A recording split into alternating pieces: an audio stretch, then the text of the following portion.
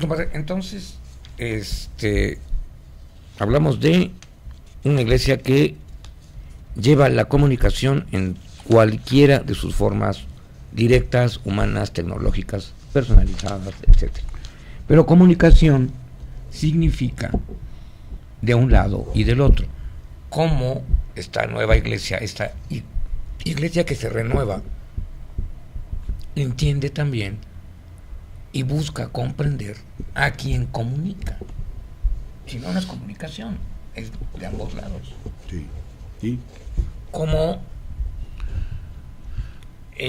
hará o cómo hace esta iglesia para comprender diferentes ideologías, grupos sociales, grupos intelectuales, etcétera? Es todo un reto. Pues sí, la iglesia ¿cómo hace? Hace metiéndose en todas esas circunstancias de la vida, porque la iglesia está presente en todos los rincones del mundo, ¿no? Y entonces esa iglesia está representada cuando hay, por ejemplo, ahora que acaba de haber el sínodo de las familias, pues ahí hay gente de todo el mundo, a pesar de que era un número bastante reducido, pero había obispos y laicos de diferentes partes del mundo, desde el oriente lejano hasta el occidente más cercano, ¿no? La iglesia no está hoy circunscrita a ningún lugar ni a ningún continente, está por todas partes del mundo, y entonces ahí está trabajando a través de esos miembros, trabajando y haciéndose presente de las maneras como le es posible, tanto en lugares donde la técnica está muy avanzada como en otros lugares. Pues ya ves que el Papa tiene también su página de Twitter, ¿no? Entonces es un botón de muestra para poner de relieve cómo la iglesia está abierta, y está no solamente abierta, sino convencida de que tiene que trabajar con estos medios. Aquí, fíjate que hay ya en el Vaticano II, ¿cuántos años? 50 años. Así, ¿eh? No, acabó en el 65. Entonces, nos habla un decreto sobre los medios de comunicación social.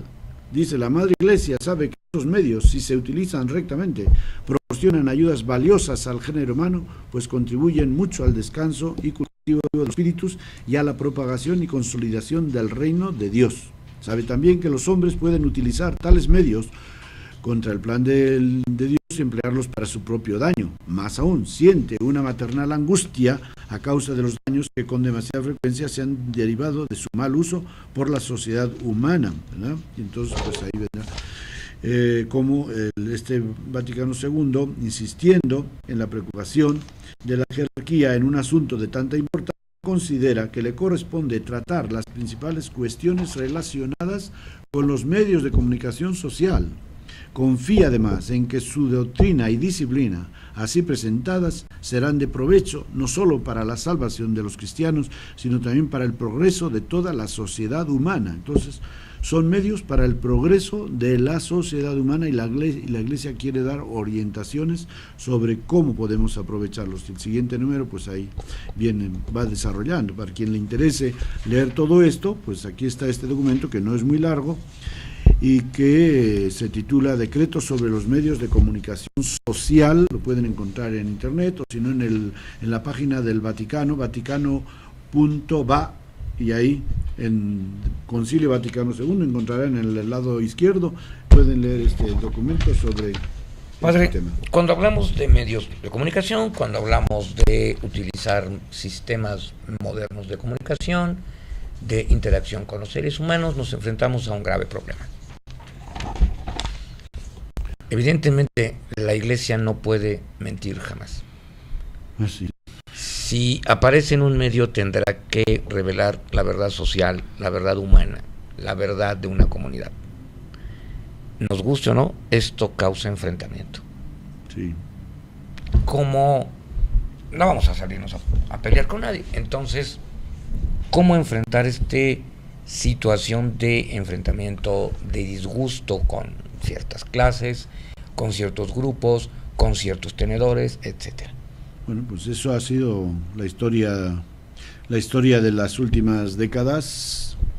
donde se ha desplegado pues toda esta riqueza de los medios de comunicación social, y como la Iglesia en ciertos lugares y hasta el día de hoy en ciertos países no tiene la libertad, bueno, como no lo tiene la sociedad tampoco para el uso de los medios de comunicación. La libertad es un ejemplo la tremendo, libertad de prensa, la libertad de expresión en muchos países del mundo pues no está permitida al 100%, mucho menos, está muy condicionada por los intereses de los gobiernos, ¿no? Entonces la Iglesia, por ejemplo, tú sabes que en México la Iglesia, como institución, no puede tener medios de comunicación de radio y de televisión. Así es. No puede tener, no se le permite. Entonces la Iglesia se comunica a través de esto, y de hecho pues quizá es una, bueno, sin quizá, es una de las razones por las cuales la Iglesia en México tiene poca presencia en los medios de comunicación audiovisuales, ¿no? Porque no puede tener sus propios medios, ¿no? Entonces quienes participamos en estos medios es a través de instituciones civiles, medios regidos o dirigidos por personas, sean católicas o no sean católicas, pero que permiten que la Iglesia tenga su lugar en eso. Entonces, obviamente que es un trabajo difícil. ¿Y por qué no se le permite eso a la Iglesia? Porque se le tiene miedo. ¿Y por qué en algunos lugares ha habido pues supresión de radios o de cadenas de televisión, o gente que ha sido llamada a dar cuentas o encarceladas? Porque no es bien se dice la verdad. Decir la verdad. Porque se dice la verdad. O sea, caemos siempre en este problema, pero cualquier cristiano que se precie de serlo no va a utilizar un medio para mentir, ni para alcanzar los fines o ayudar a alcanzar los fines a estados u organizaciones con una actitud negativa. Esto es a lo que yo me refería con el enfrentamiento, con el problema de que se tocan ciertos intereses. Sí, claro.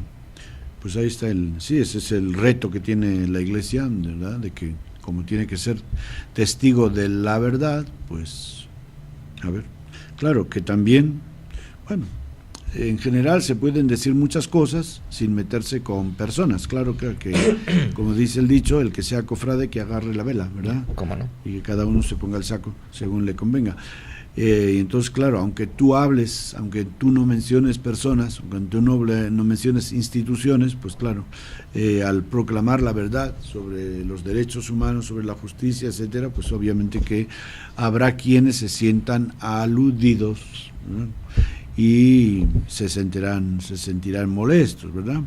Pero bueno, pues ese es el riesgo. Jesucristo nos lo dice claramente en el Evangelio, y no se preocupen de lo que van a decir, porque el Espíritu Santo les inspirará lo que tengan que decir cuando tengan que dar cuenta ante los poderes de este mundo, ¿verdad?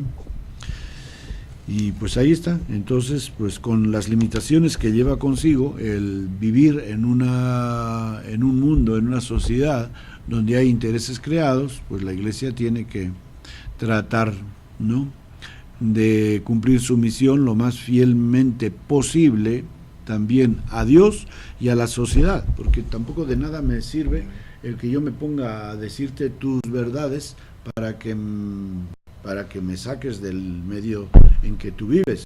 Pues tampoco gano mucho, ¿no? O sea, el chiste es que yo te lo sepa decir para que tú lo puedas recibir positivamente y te sirva para enriquecimiento. Entonces, también en el modo de decir cosas, Jesucristo en general pues no se mete con la gente. A veces sí hay cosas que palabras duras de Jesucristo contra fariseos, contra saduceos, contra los que dirigen el pueblo, contra Herodes, pero por ejemplo contra el Imperio Romano no ni una palabra del Evangelio, no. Entonces, de hecho, más aún, todavía le dice a Pilato, tú no tendrías esa autoridad si no se te hubiera dado de lo alto. Imagínate, decirle a un poder imperialista que está dominando su pueblo, decirle, esa autoridad has recibido desde lo alto, ¿no? Pues de lo alto no solamente significa de Roma, sino de lo alto. Es decir, que toda autoridad constituida, y en ese sentido, bueno, pues Jesucristo viene a decir, esa autoridad es constituida porque Pilato no se ha nombrado a sí mismo, lo ha nombrado el emperador, y entonces, en cierto modo, viene de lo alto, ¿no?, para dirigir. Claro está, la responsabilidad es que sea una autoridad en el nombre de la justicia y de los derechos de ese pueblo al que están gobernando, ¿no? Padre, una pregunta que es lógica. Jesús fue el primer o uno de los grandes discriminados de nuestra historia y habló de los derechos, la dignidad y la justicia para todos y cada uno de los discriminados, que son las grandes mayorías. Esto también, hablar de estos derechos, hablar de su dignidad, hablar de todo su valor en el sentido humano, espiritual, moral y ético, pues no le va a gustar al poder organizado. Bueno, mira, según acaba de estar el Papa, ¿sabes? ¿Qué día fue? El martes pasado. Uh-huh. El Papa estuvo en el Parlamento Europeo. Así es. Y en el Consejo de Europa, ¿no? Y ahí les dijo sus verdades, a cada uno le dio un discurso de media hora. En el Parlamento Europeo le aplaudieron constantemente, y en el Consejo de Europa no tanto, pero también, claro, parece que eran gente más seria. Ahí no le aplaudieron más que una vez durante el discurso. Entonces ahí el Papa dijo y dijo cosas pues muy, diríamos, contrastantes con el rumbo que lleva Europa, y diciéndoles cómo Europa no es el continente viejo ya pasado de moda, que chochea y que está fuera de onda y que tenga que dejar el lugar a otros países jóvenes, no, sino que tiene que cambiar de rumbo, y que Europa tiene que ser una potencia no tanto económica, porque ahora, pues digamos, en Europa, dice, lo que gobierna Europa es la CE, ¿verdad? La Comunidad Europea Económica. Eso no es lo que debe de caracterizar a Europa.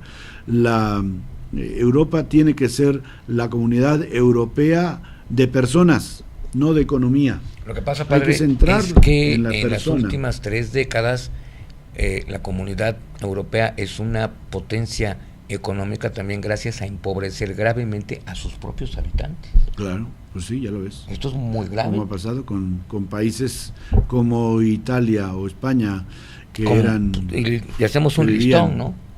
Que vivía, Italia era una potencia pues muy autosuficiente, muy fuerte, y pues ha caído de una manera vergonzosa, ¿no? España pero también ha tenido... los grandes consorcios y el gobierno siguen manteniendo un gran poder económico, empobreciendo al pueblo. Sí, claro, esto es muy grave. Empobreciendo al pueblo. Por eso surgen ahora, hoy estaba leyendo cómo este nuevo partido político que hay en España, que se llama Podemos, ¿verdad?, que está promovido por un catedrático de la Complutense, pues decía, ¿no? España es rica. Sí. España no es un país empobrecido, es un país rico, pero mal administrado. Entonces la riqueza del país está mal administrada, está en manos de ciertas agencias bancarias, etcétera, y del gobierno, que no facilitan los medios para que el pueblo progrese. Eso se llama neoliberalismo, padre. Sí, pues eso. Y dice, hay que subir los sueldos de los ciudadanos. Dice, una de las propuestas, que subir los sueldos para que el ciudadano tenga mayor capacidad adquisitiva. Eso redunda en un desarrollo de la economía, y obviamente el desarrollo de la economía lleva el aumento de puestos de trabajo, que es el flagelo. Ya el gobierno no podrá utilizar la economía como medida de coerción contra su propio pueblo. Claro, pues ahí está. Por eso, no les va a caer bien. Por eso, pues es necesario en ese sentido, una revolución social, ¿verdad?, que haya quien rompa con estos modelos, pero ahí pues todos están. Por eso el Papa habla al Parlamento Europeo y que es donde se cuecen las habas, ¿verdad? Para que no sea cosa de un país, sino que se tome conciencia a nivel de la comunidad, ¿verdad?, continental, de que hay que cambiar de punto de vista, de que hay que cambiar los valores que rigen y que motivan el gobierno de este continente, tienen que cambiar y pasar de ser dar orientados a la economía. ¿Para quién? Para ser los oligarcas o los poderosos, sino para todos, a una institución que defienda las necesidades y los derechos de los pueblos, de los países. Pues regresamos en un minuto con un tema harto importante.